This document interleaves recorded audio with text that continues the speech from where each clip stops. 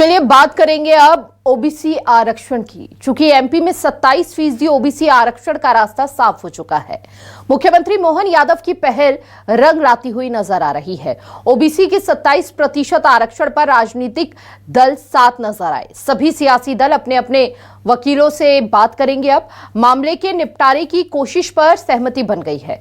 CM की अध्यक्षता में हुई सर्वदलीय बैठक में शामिल हुए कांग्रेस से जीतू पटवारी, उमंग सिंघार, कमलेश्वर पटेल और अरुण यादव भी मौजूद रहे। 6 साल से कोर्ट में अटका है ओबीसी आरक्षण का मामला और सियासी क्रेडिट छोड़कर सबको साथ लाए हैं सीएम मोहन यादव। 22 सितंबर सुप्रीम कोर्ट में डे टू डे मामले की सुनवाई होगी अब, और 10 सितंबर से पहले वकीलों से बात करेंगे सभी दल।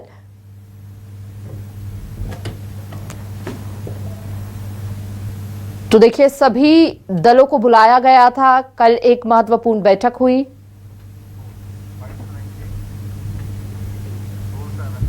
सरकार द्वारा आज ये सर्वदलीय बैठक हमारी बुलाई गई थी, जिसमें भारतीय कम्युनिस्ट पार्टी, आप पार्टी, समाजवादी पार्टी, भारतीय इंडियन कांग्रेस, भारतीय जनता पार्टी, हमने सबने मिलकर के हमारे राज्य के ओबीसी वर्ग के आरक्षण को लेकर के जो सुप्रीम कोर्ट में प्रकरण चल रहा है, जैसा कि हम सबकी भावना है, ये चलने वाले कोर्ट के स्टे पर चूँकि कांग्रेस भी और बाकी अपोजिशन पार्टी भी और भारतीय जनता पार्टी भी सबने अपनी विधानसभा में भी इस बात को स्पष्टता के साथ रखा था कि 27% आरक्षण देने में हम यूनानिमस तैयार हैं।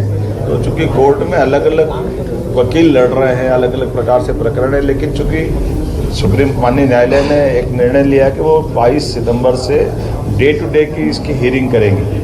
ऐसे में डे टू डे की हियरिंग करने में हमारे सब वकीलों का भी मत इकट्ठा आए, या वो वकील बैठ करके डिसाइड कर ले कि क्या हो सकता है, वो उस तरह से अपनी लाइन बनाए। हम सब मिलकर के हमारे जो विधानसभाओं के अंदर अलग अलग हमने सबने अपनी बात का समर्थन दिया था, उसी बात के लिए दोबारा आज हम सब बैठे भी हैं और एक सर्वदलीय संकल्प हमने भी पारित किया है, जिसके आधार पर ये ओबीसी आरक्षण देने के लिए एकजुटता एक फोरम पर आए और इसी में विधायिका, न्यायपालिका, कार्यपालिका सम्मिलित रहे।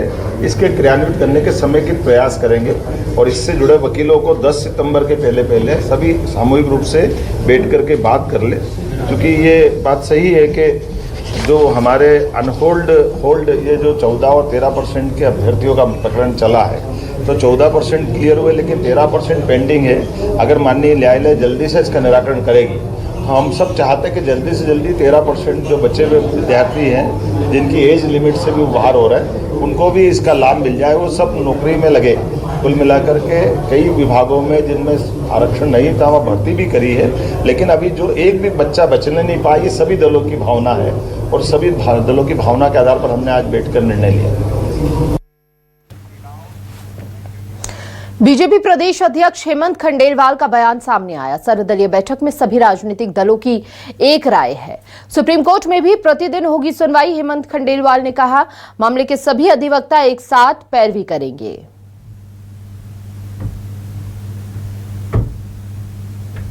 % आरक्षण दिए जाने के लिए कोई भी अवरोध होगा, सभी दल मिलके उसे दूर करने का प्रयास करेंगे। सभी के जो अलग अलग एडवोकेट अलग अलग जिरह कर रहे थे, वो भी एक मंच पे एक साथ बैठ के करेंगे।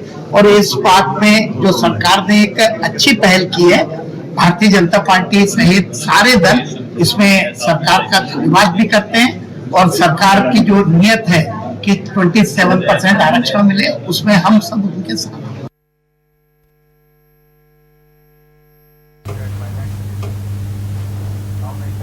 तो ओबीसी आरक्षण पर हुई सर्वदलीय बैठक के बाद नेता प्रतिपक्ष उमंग सिंघार का बड़ा बयान सामने आया।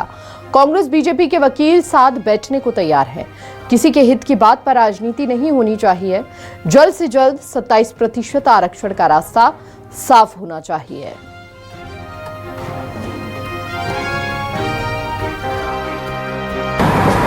तो मुख्यमंत्री जी, ये मैं कह सकता हूं कि जैसे गृह प्रवेश होता है, तो 5 साल पहले से जो कांग्रेस ने घर बनाया 27% आरक्षण के लिए, उसका आज इन्होंने नारियल फोड़ के गृह प्रवेश किया 5 साल के बाद।